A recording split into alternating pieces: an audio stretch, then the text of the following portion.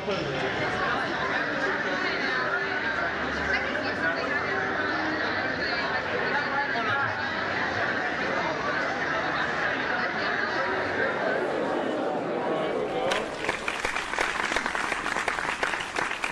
know, I always get kind of always depressed at the end of the summer after the end of the Fan Expo. It's such a great event and I have such a fantastic time, but it also marks basically the end of the Comic-Con season. Largely, yeah, kind of sense of ennui, you know, Yeah, kind of yeah. like, you know, bittersweet, kind of Yeah. like it's the end of the summer. Another Fan Expo, another big beast that known as the Fan Expo, yeah, it was a Comes to an end, yeah, yeah. Yeah. So I hope you like that footage. Yeah, that's some of the stuff that we shot at this year's Fan Expo. Again, as we've said before, for any of you not from around here, the Fan Expo is the largest comic convention in Canada. Happens once a year, always at the end of the summer. Usually the Labor Day weekend, although I think next year they're actually moving it up 1 week. And yeah, you get 150,000 people. So yeah, we had a really fantastic time. How about you, Mike? Did you enjoy yourself? Oh man, it was awesome. Just make any good pickups? Oh man, the $5 bins were the sweet spot this weekend Cool. for sure. Now, were you there all 3 days, or did you only go? I only four? went the Friday. Yeah. Friday is where I figured, because there's some dealers that they only bring enough down from wherever locale they are out in Ontario. Yeah. For the show, and I find that their stuff is better and more available on the Friday. By the time you hit a Saturday or a Sunday, they're dried up. Yeah. So the pickings were great throughout for all kinds of, like I did spend the gamut, but I did spend a lot of time in those $5 bins. Cool. Yeah. I saw people with long boxes going days, literally days through that stuff. Yeah. Great stuff. Now, me personally, I did have my obligation, so I didn't really come home with as much stuff as I'd kind of hoped, but I did come out with something that's really cool. I'm going to show you a little bit later, but not right now. Man! So I think how we're going to start here is we're going to start with Jose. Jose's got some pretty cool books, and we're going to start. Is this kind of like a bargain key? What are we starting with? Yeah, I'm feeling pretty basic this episode. I'm going to be featuring, this is my bargain book, and I get a bargain book's $20, $25 book. Then we're going to be featuring a mid-tier book, a book under $100, and then a high-end book. High-end book, yeah. And a high-end book. So 2 Bronze Age books and a Silver Age book. So let's start out with this, my first book. This is my bargain book, of course. This is Miss Marvel, issue number 7 from July of '77. It's got a great John Buscema bondage cover. That's part of the appeal. And of course, a hero is only as good as the villain, and in this cover we're featuring MODOK, mental mobile mechanism designed only for killing. Yeah. A creation of that organization called AIM, for Advanced Idea Mechanics, and he's kind of basically put the brain zap on Miss Marvel to kill this woman who's being held by the hair there. It's a great Buscema cover. So Spectacular. Again, cover appeal. Again, right now with the movie dropping soon, I mean with Brie, the Academy Award-winning actress there playing Miss Marvel there. I mean, you've seen the books spike there, obviously, the whole run. So the better covers in good condition. Oh, yeah. You're no longer getting them for $5 For sure. bids there. Now they're going $10, $15. In this case, I paid $25 Canadian, which is converted to US is $20 even. So from the latest 48th Overstreet price guide, the price breaks are $11, $16, and $20 US at the 8, 9, and 9.2 grade splits.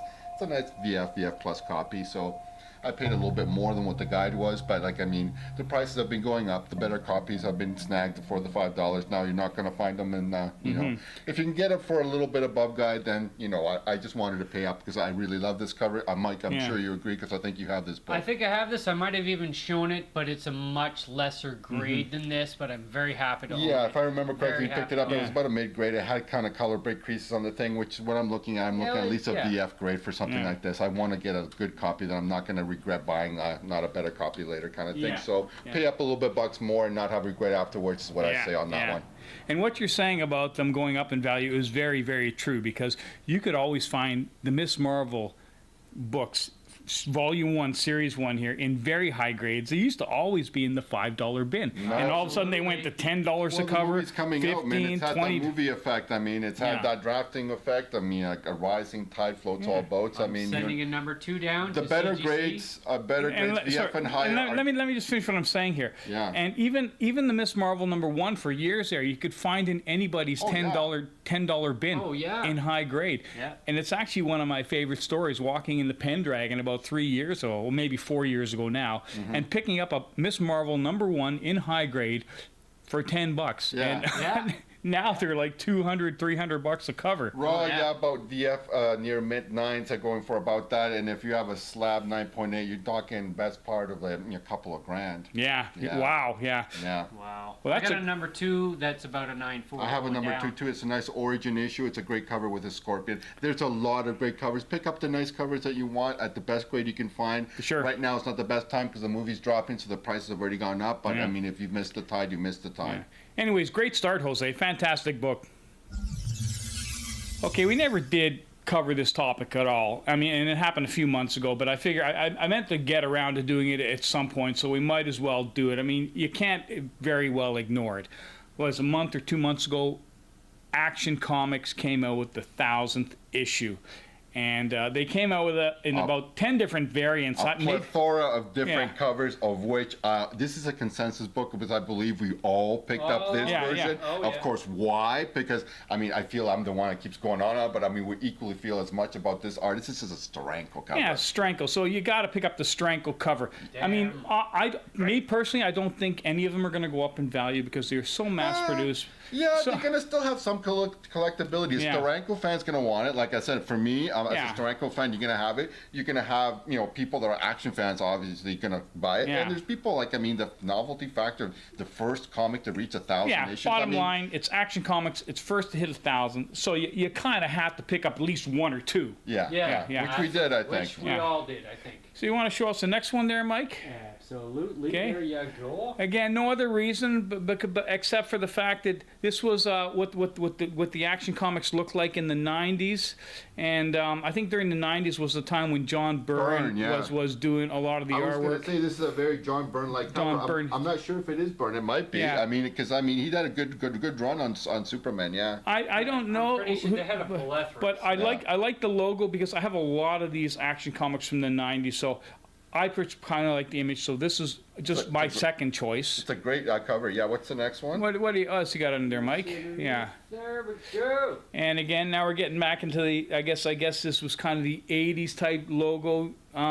And again, a very nice image with Superman filling the whole cover coming out. I just like the the whole energy of the cover.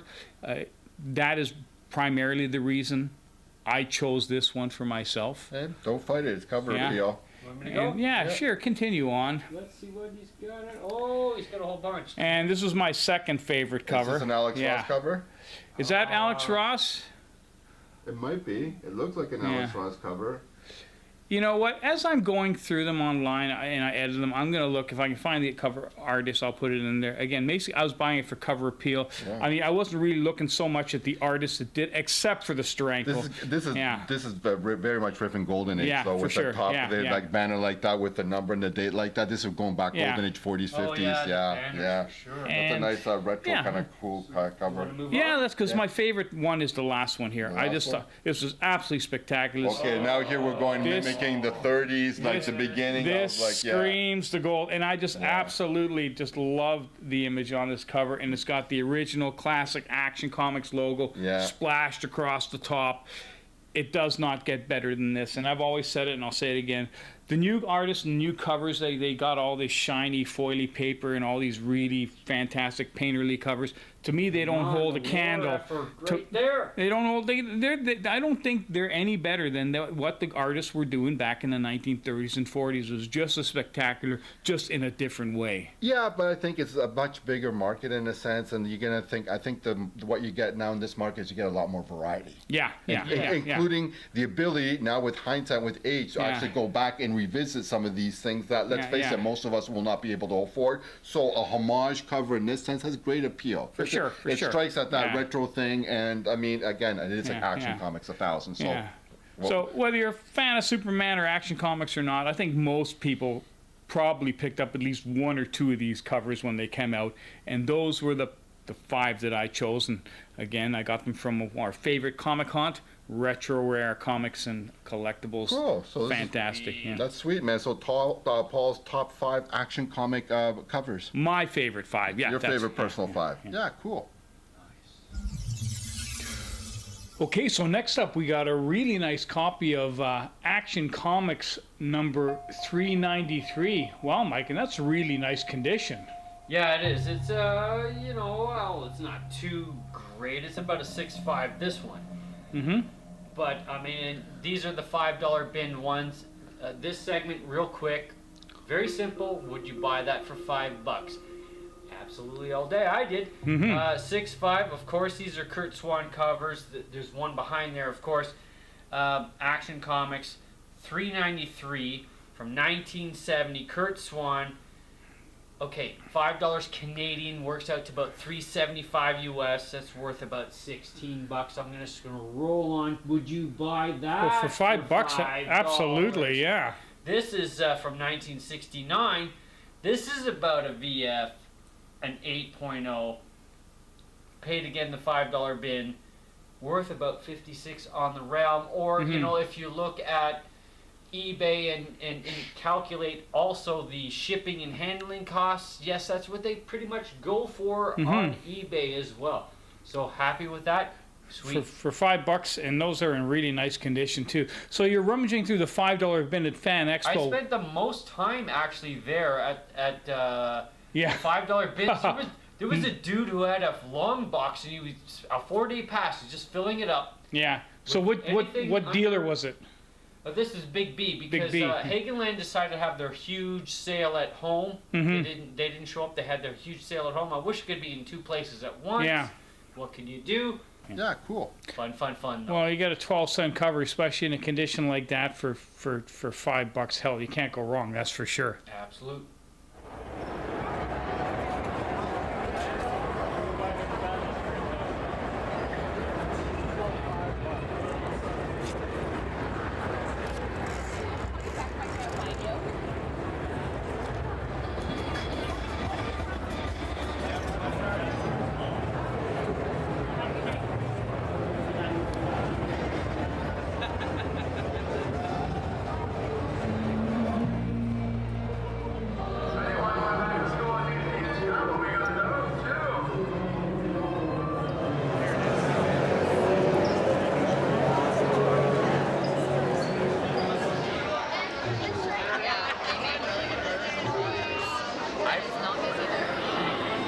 Yeah, sure. Okay, so next up we got Jose here, and he's moving us up the pay scale with a really, that looks like a really nice high-grade copy of Incredible Hulk number 141. Wow, Jose. Yeah, here's my mid-tier book, my nice key under $100. This is Incredible Hulk 141 from July of '71, and of course it's got the first comic book appearance of Doc Samson. Nice. And, yeah, he debuts in this issue, created by writer Roy Thomas and artist Herb Trimpe. The character is usually depicted as a superhero and psychiatrist in the Marvel Universe, known mostly as a supporting character in stories featuring the Hulk, but he has also appeared as a supporting character in several different Marvel titles, including She-Hulk, Uncanny X-Men, and The Amazing Spider-Man. Yeah, in '96, Doc Samson starred in his first self-titled miniseries written by Dan Slott, and he was portrayed by actor Ty Burrell in the 2008 film The Incredible Hulk. In this issue, Dr. Samson's come up with a device to drain the Hulk of his energy, thus curing Bruce Banner of his affliction while using that energy to cure Betty Ross of the vitrification that's afflicted her for the last several issues.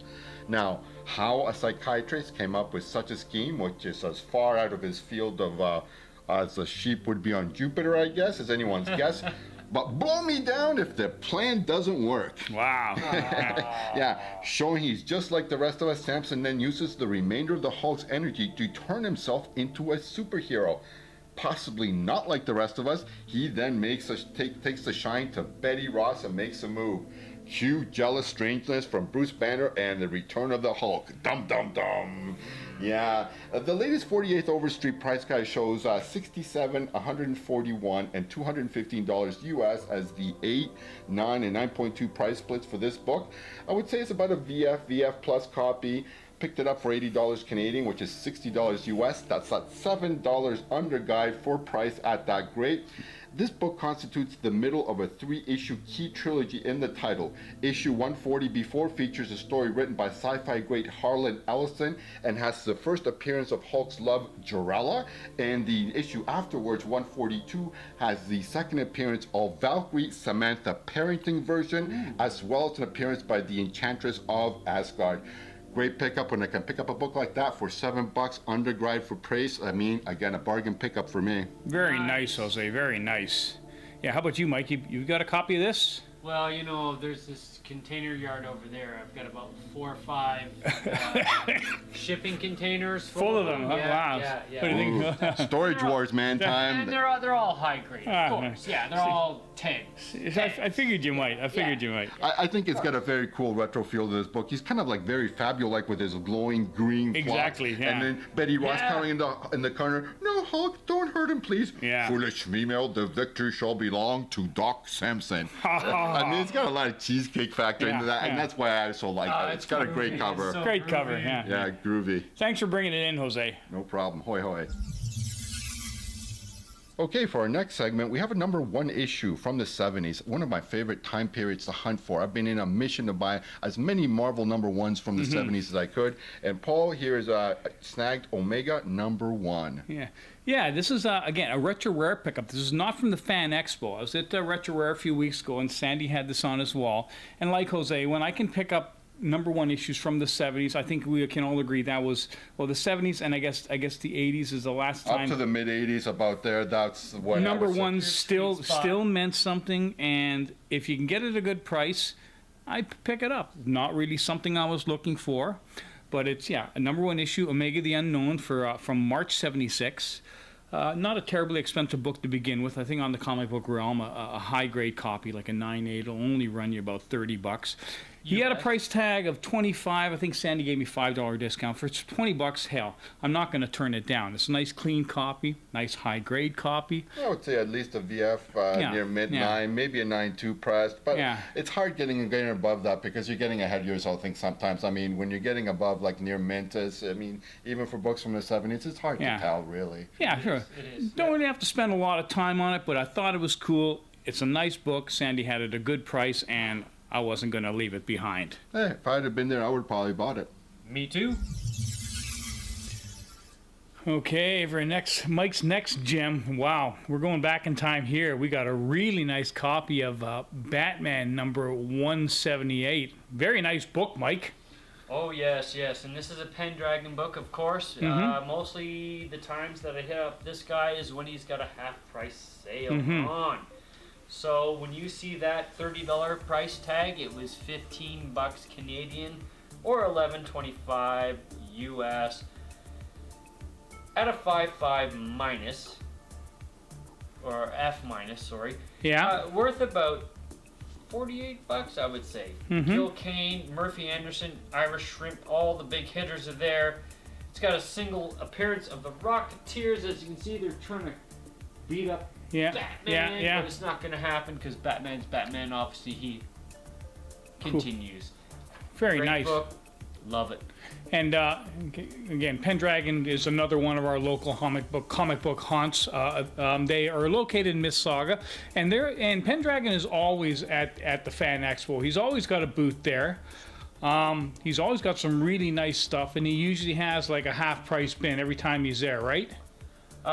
Sometimes he doesn't run a half-price price bin, but this time he did. He did, yeah. Sometimes he doesn't, but the last couple of times he did, we've shown other stuff like the Lois Lanes and whatever from him. Yeah. At half price, yes, absolutely. Yeah, and like I said, Pendragon's located in Mississauga at, I guess, Lakeshore and Browns line. It's actually almost Etobicoke, Oh, which Etobicoke. is actually Cool. Toronto. Yeah, I guess so. You're It's right. just Yeah. right on the border. Yeah. And he's been there for years. He's been a dealer, Oh, yeah. what, 30 years? He's got to be Oh, there, God, yeah. something like that. He's got the nuts. Man. Yeah. The books are always great, and there's always stuff that you cannot find anywhere else. Yeah, you're always going to find some really good stuff in his bin. So definitely worth checking out anytime you're at the Comic-Con or the Fan Expo. Great action cover.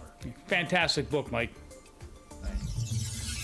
Okay, I'm up next, and as you know, for me, unlike Mike and Jose, I'm not strictly comic books. I collect a couple different things, and one of the things I like to collect is movie posters. So what I did this year, prior to the Fan Expo, is I picked up a reprint of a 2001 Odyssey film insert. Now, film inserts were really popular in the film industry up until around 1985 when they stopped making them.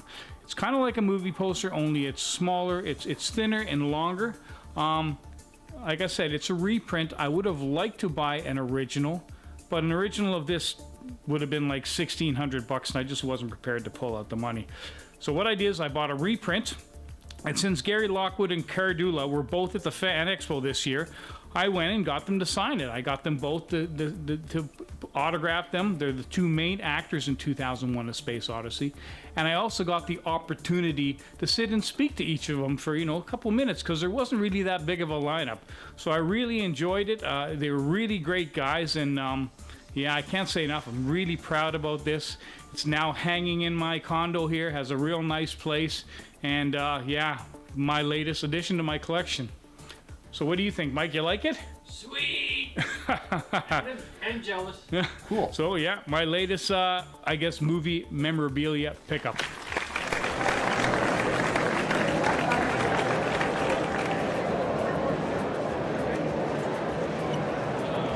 Can't help it, I'm using her as a weapon. She's my lord.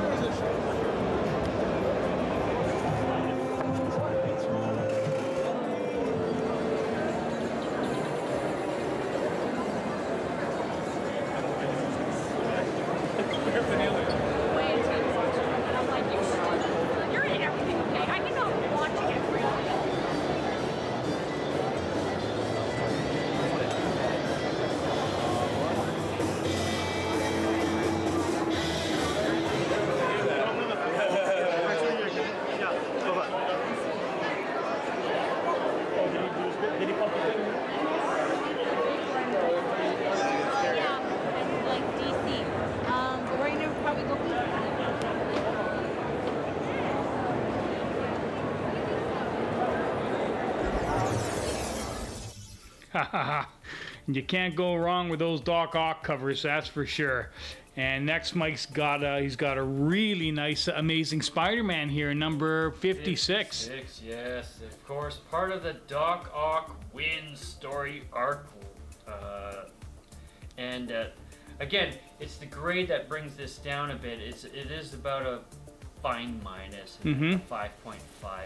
But having only paid $15 US in translation, worth about $60 all day long. From January '68, of course, all the hitters: John Romita Sr., and this is a first Captain George Stacy. Cool, First cool. appearance. So there we go. Like, Now you said happy. you paid $15, so there's a $40 price tag. So was this another half price bin? it was in the half price bin, and then I'm converting it to US dollars. Okay, I see. So $20 Canadian in About a half 15, price yeah. bin works about 15 US. Yeah, you can't go wrong at that price for a And nice, look at the amazing. cover. I mean, it's a 5.5. It has its issues. You can't really see it in probably on the video in the raking light. I mean, there's another one I'm going to show you. It's a full grade higher at a higher number though. But Decent grade as far as I can by the value Yeah. versus what I paid, and I'm just so happy to fill my run of Spideys. Oh, for sure. You can't go wrong buying the Amazing Spider-Mans, that's for sure. Everybody loves them. Everybody's collecting them. And, yeah, fantastic And book. what a great run for about 10 books, this fisticuff between Spidey and Doc Ock. Yeah. Gotta love the covers, man. Great book, Mike. Thanks for bringing it in. Yeah. Okay, since we haven't really done a new comic book segment here in the Fan Expo episode, I thought yeah. what I'd do is I'd show a new book, something that I just picked up. Jose also just picked up one of these, and I was actually quite impressed with it. This is Blackbird #1, new series by Image Comics, and picked this up at Retro Rare just last week, and thought it was really great. We actually ordered these in because this is a title that, a couple of Sandy's regulars picked up, and so we figured we might as well pick up a couple of copies as well. And I was really impressed by not only just the distinctiveness of the front cover, but the inside artwork as well is really fantastic. So I'm really happy to pick this one up, but I did something really stupid while I was reading it. I put it down to go answer the telephone, and I put it in a puddle of water. So, Oh no. so you can't see it, but there's a little bit of water damage along the bottom. So what I think I'm going to have to do, Get another copy I'm gonna go back while to- they're still fresh. I'm going to go to Retro Rare this week and see if I can get one more copy because, yeah, pissed me off. And I haven't done that in years. I haven't done anything that stupid in years, but the phone rang. Happens. I put it down on the counter in the kitchen, and wow, what can you... But anyway... I chipped one of my Walking Deads. Just, it dropped out of my hand, Yeah. hit the corner, and chipped Yeah. chipped the bottom of it. Yeah. Happens. I mean, it happens. Dings and dents Yeah. happen. But a new Part of cool collecting. indie book, a cool book, something that you might want to check out. And, of course, it's a #1 Well, issue. Now that I Yeah. see it and that you two guys have it, then I have to have it now because then, I have to have it. I might as well try, yeah. Anyways, just wanted to show you that quick. Thought you might find that interesting. Yeah, cool. Cool. Okay, next up, Eagle-Eyed Oog, and he's sharking up on those X-Men again. And you've got a really nice copy of number 42 here. Yeah, relentlessly hammering down on these X-Men, and this one's a kind of a cool one in the sense that this is the apparent death of Professor X right there on the cover, but of course not. It's actually a changeling that dies. So it's not him. Wow. Because you got to know that. And it's also the apparent death of Grotesque. So everyone's shocked that Grotesque dies, but later he appears in Miss Marvel. So I don't know, I'm not too sure about that. A Yeah. Mishima cover and Sam Rose and back in that time era, which is 1968. Now, if I give this a grade, eyeballing it, I'm saying about a fine plus, a 6.5. Translated in US dollars, paid $22.50 for it, worth about $80. And you've seen this. Yeah. You looked at it and you were like, I've looked at them, yeah. I'm a little jealous about this one. Are you not? Oh, for sure, Yeah, for it's sure. a beauty. It's a beauty. I'm very happy with that. But besides Star Wars, I mean, X-Men, the original X-Men series is one of the few comics that I am trying to collect.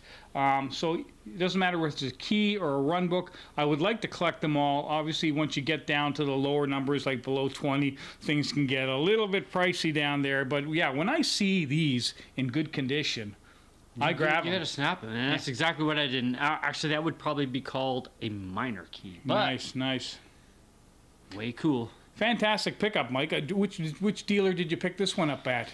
Ooh. I'm Like looking by at the price tag, it looks almost like Hagenland, but I don't even know if they were. They weren't there this year, yeah. so I'm gonna have to go with Big B. Nice. Yeah, Fantastic, Mike. Thanks for bringing it in. you're welcome.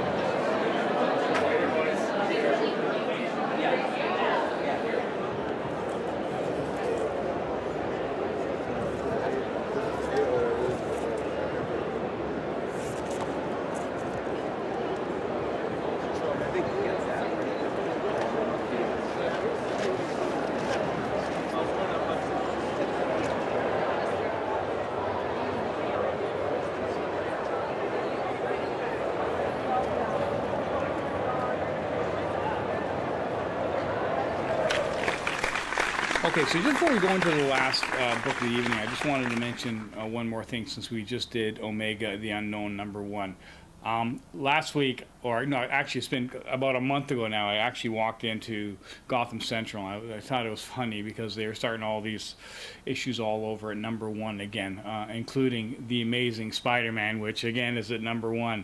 You guys got any idea how many volumes of Amazing Spider-Man #1 there are now? I don't know, a dozen. Probably about 8. Okay, well, let me put it this way. Amazing Spider-Man, that actual title, there's 5 volumes of #1. So this is, I guess, either #1. I guess this is the 5th volume. 5th or But 6th. on top of that, how many different series do you think they've released under the Amazing Spider-Man moniker? When I say the Amazing Spider-Man, I mean Amazing Spider-Man and his Amazing Friends, Amazing Spider-Man and There's got to X-Men. be something over 100. Sensational Spider-Man. Yeah. Yeah. If you want #1 issues with called the Amazing Spider-Man and something, or 109 separate entries Well, on the that's pretty comic book close. realm. Well, yeah, for the completists, I'm sure there's some people who are just spider nuts and they just collect everything Well, Spider-Man. If you're completist that way, wow. If you want to be a kind of dude that collects #1 issues just on Amazing Spider-Man alone, you've got to find 109 separate books. But anyways, I just thought that was hilarious. I love going over to Gotham Central. It's a great store, and there's just one. But I noticed, because not only did they have #1, but they had all these different variants, and they started the Infinity Wars over at #1 just recently as well. Yeah. So it is a bit ridiculous. Anyways, I digress. Let's get to the final book of the evening, and we saved the best for last, and you guys are going to go crazy when you see this one. So, I mean, Jose, I'm just going to leave it to you. This is wow, this is amazing, Jose. I think this is probably the most expensive Justice League we've ever shown on our episode. Yeah, I don't know how big of a JLA fan you guys are, but I don't have that many issues. I have an issue 21, First Crisis, that I'm getting CGC'd, but... Yeah, CG Seed? Yes, it's gonna... Yeah, we'll I have a modern volume. Yeah, and this Justice League has obviously been through several volumes. I think probably at least 4 or 5, something along those lines. But like I said, we digress again. Now for something completely different, as Monty Python would say, we have Justice League of America, issue #9. From February of 1962, of course. This is the origin issue. Now, the Justice League of America was, of course, for those not in the know, the reincarnation of the Justice Society of America, first introduced way back in All-Star Comics issue #3 from winter 1940. Yeah, 20 years later, by 1960, DC had dusted off and reinvented Golden Age characters like the Barry Allen Flash and the Hal Jordan Green Lantern, and in hindsight, it just seemed the natural progression to reinterpret the JSA. Now, the new JLA were introduced in Brave and the Bold issue #28 from March of 1960, and the team was an immediate success. Stan Lee has noted that his boss, Martin Goodman, tasked him with coming up with a team after Goodman was told by DC execs how well the JLA was selling. Stan Lee, of course, and Jack Kirby came up with the Fantastic Four issue #1 in response, and thus the Silver Age of Marvel Comics was born. JLA issue #9 here features the 26-page story, The Origin of the Justice League. Now, Gardner Fox gets the script credits, and Mike Sikowski gets the pencil credits. The story is kind of like a second anniversary issue where the founding members, Aquaman, Batman, The Flash, Green Lantern, Martian Manhunter, Superman, and Wonder Woman, tell local teenager and sometime member Snapper Carr and the newest member Green Arrow how the League was formed. Now, basically, the Earth was attacked by aliens called Appalachians. Now, the Appalachians sent warriors to Earth to see which of them would conquer the Earth first and thus prove his worth as the new Appalachian ruler or leader. Now, Earth's heroes individually respond to the threat, and after some difficulties, they repel the attack thanks to teamwork. Thus, the formation of the JLA. Now, JLA #9 is a very important comic book. It's the origin story, and it has been repeatedly tinkered with in the 50-plus years since it was first published. Later origin tweaks had Batman in, then he was never in, then he was back in again. Yeah. Another change had one of my favorites, Black Canary as a founding member. Yeah. In the end, though, we must all look back to JLA issue number 1 as the initial JLA origin. Now, as of this segment, there are 406 graded copies in the CG census with a universally unrestored blue label. There are only 42 graded at the 9.2 grade or better, or roughly 10%. This is a very important issue of DC's flagship team book, and it dates back to the very early Silver Age, a very collectible era. Picking up a high-grade copy, something like a VF 8.0 for less than $1,000 Canadian, would be a bargain at these times. Now, the movie, of course, increased interest and thus price. Now, the main focus of that was on the first 2 appearances in Brave and the Bold 28s and 29s, and of course on the first issue JLA number 1. Those received the maximum input as far as collector demand and therefore a rise in price. Now, if you're going to go outside the top 3, I guess I always say again, go with an origin story. JLA 9 fulfills that. So you saw some bloated pricing at cons. I see a mid-grade copy. Now, this I would judge to be about a 6.0 solid mid-grade copy. I've seen for $500, $700. Oh, God. Okay, guys, okay, you're gonna pay a premium over the guide, but not 300, 400% over guide grade for price, man. So no. So what did I pay for this beauty? I paid $200 Canadian. Wow. The 48th edition of the Overstreet Price Guide shows $150, $400, $900, and $1,400 US as the 6, 8, 9, and 9.2 grade splits. $200 Canadian. Currently, with exchange rates is exactly 150. I paid exactly at guide, which in this market for this book is a bargain still. Still, yeah. Yeah, I would pay up to 100%, maybe over guide, but no more than that. Sweet. That is a spectacular And the book. team looks like they're in a bit of a sticky wicket. Yes, guy. Yes. Yeah, it's some kind of green kryptonite bush-like object there Well, that's it says turning them into right. the local flora and Yeah. fauna, so to speak. Yeah. Well, that is a spectacular book, Jose. They're a And, meteor. and that the high grade. I mean, look at the corners; they're sharp. Yeah, we have to look at it. It's got a black line ruling along the spine, so that really tells you how many ticks or how many imperfections there are along the spine. And there's quite a few breaks on that, especially along the lower third of the book. But again, if you're being mean, it's a 6. If you're not, it's a 6.5. I probably will get this grade book, so that will be settled whenever I get it back from getting all graded. the damage is right on your spine, and your cover looks fantastic. Spectacular. I love Yeah. And as I always say, those don't buy books. the grade, buy the book. Buy the book. Well, I can't think of a better way to end the episode than that. And this is probably definitely one of our longest episodes in a while, that's for sure. It's one of the reasons, obviously. We haven't been around a while, sorry about that. We've been so busy. So what I think I'm going to end it with is, in addition to the Toronto Fan Expo, I also recently went to the 80s Toy Expo, which is another semi-annual event held in Mississauga. And I think what I'm going to do is I'm going to end the episode with showing you some of the footage from that smaller convention, because there is some very interesting stuff at that con as well, and if you're in the area, definitely recommend checking it out. Cool. And as usual, if you like the episode, thanks Mike for bringing your books. Jose, thanks for bringing your books. No problem. And if you like the episode, please leave comments, because we love reading them and we will respond, and we will see you next time. Hoi hoi, happy collecting. Special guest Mike, yes, yeah.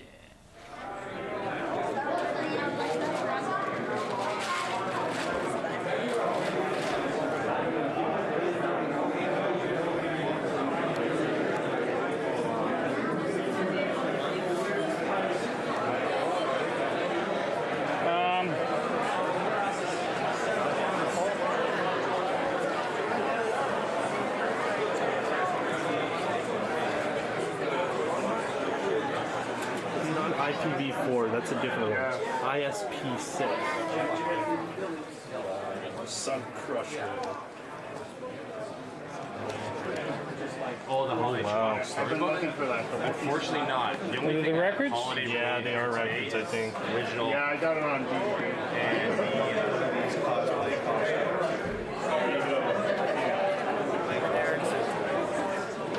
the Nice.